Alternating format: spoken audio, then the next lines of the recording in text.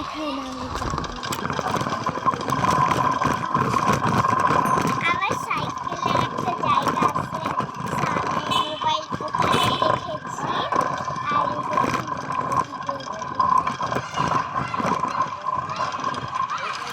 অনেক